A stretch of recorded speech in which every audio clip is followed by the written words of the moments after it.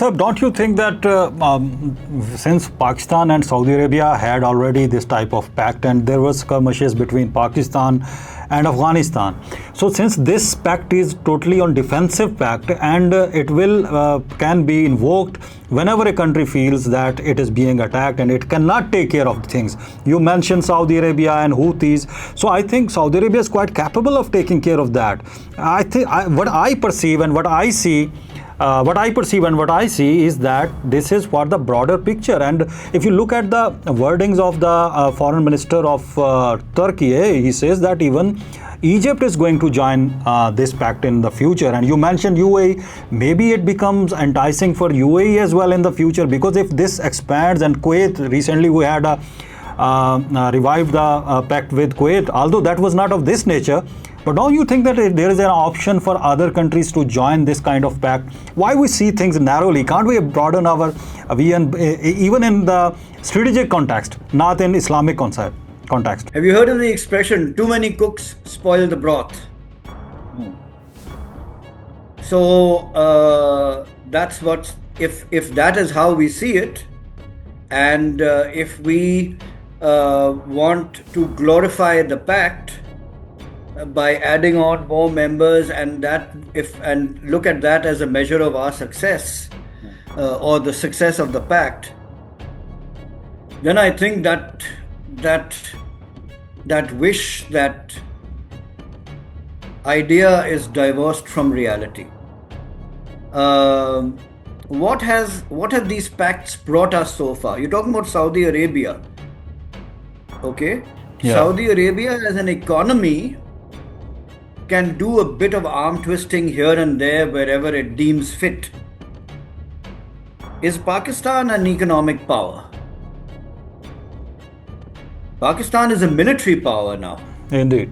That's what we have under our belt. How often do you think that option is going to be is a probable or a possible or a necessary option, or a wise option vis-a-vis Pakistan, given the fact that it is economically not as, let's put it that way, not as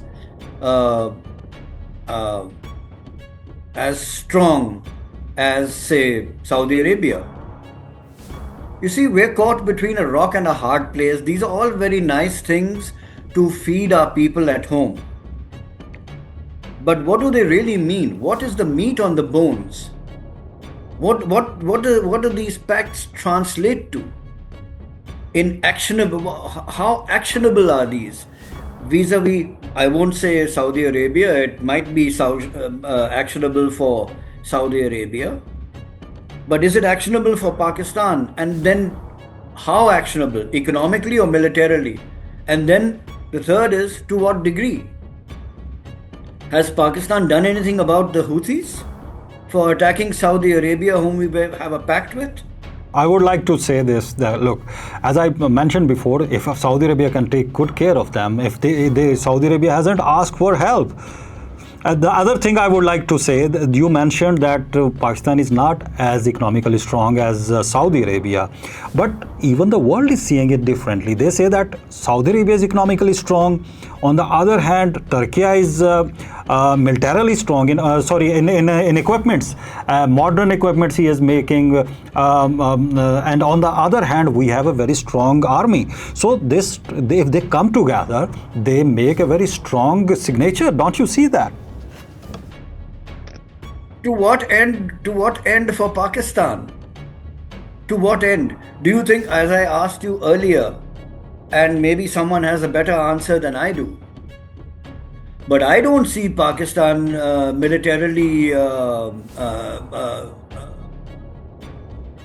taking military action against a country that attacked Saudi Arabia. Again, I say, it hasn't done so against the Houthis. Despite that pact, the only country in this pact that would probably need this kind of alliance, this kind of agreement, is Pakistan. this, the way I see it, it only works out for Pakistan. Pakistan is the main beneficiary of this pact. It has strong friends now. Saudi Arabia, vis-a-vis, I mean, they were friends before, but the agreement has brought them, has tied them together. It has Turkey on its side. It has Saudi Arabia on its side. Now, okay, given this agreement. So, and who does Pakistan have a problem with? Pakistan has a problem with India. Pakistan has a problem with Afghanistan, with the terrorism that they are proponents of. Okay? So Pakistan is the only country among them that has anything substantial to gain from them. What do they gain from having Pakistan as a signatory to the agreement? Economically, zero. In substantial terms, compared to Saudi Arabia and Turkey, what can Pakistan put into the basket economically? Not much. I won't say zero, but not much. When I see the national security strategy of United States, not what Trump is doing right now, but if you look at the broader picture, into the national security strategy of United States, it is clear that Middle East is not the priority. Maybe Trump is trying to get rid of all this, and he says that this is your problem, you resolve it, and Saudi Arabia, understanding this, is coming up with this model like first agreement signed with Pakistan and now Turkey, and if in the next phase Egypt joins and the other countries join in. Why do we see this, that it would remain restricted to the military and defense? Maybe in the future we are having closer economic ties with each other, all these countries, like the European countries having. They are, on the one hand, they have NATO, on the other hand, they have European Union. Don't you think that this could result in that as well? I said primarily. I said, what do we contribute now? The pact is now. In the future, of course, there is economic benefit to be drawn from this. Trade, that is the major. Economic terms or military terms. So economic terms, there's a lot to be gained and a lot for Pakistan to gain. Again, we come back to that. Pakistan is the major beneficiary, and this has been played very well by the Pakistani government, by the CDF. Excellent. It's an excellent game plan. And and some people will see this negatively, the words, it's a game plan, as though, no, it's excellent strategy. It's excellent strategy, and we all know, and everybody knows, who the main beneficiary is currently. Will they all be beneficiaries? Yes, at one time. There are two other factors in this. This bothers India. This whole idea of India being the regional kingpin is gone. It's finished. It's the end. It's done with. Okay, so the other factor is Trump.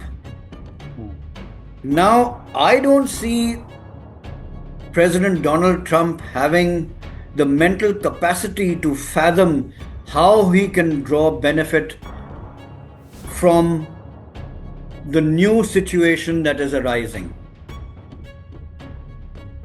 Given the Middle East, given the Strait of Hormuz issue, given Iran's pact with Oman, that has nothing to do with Trump. Nothing. Now, if you're indicating, if you're trying to ask me how that whether Trump will suddenly see sense, or he'll suddenly try and be a parasite to this agreement between Oman and Iran,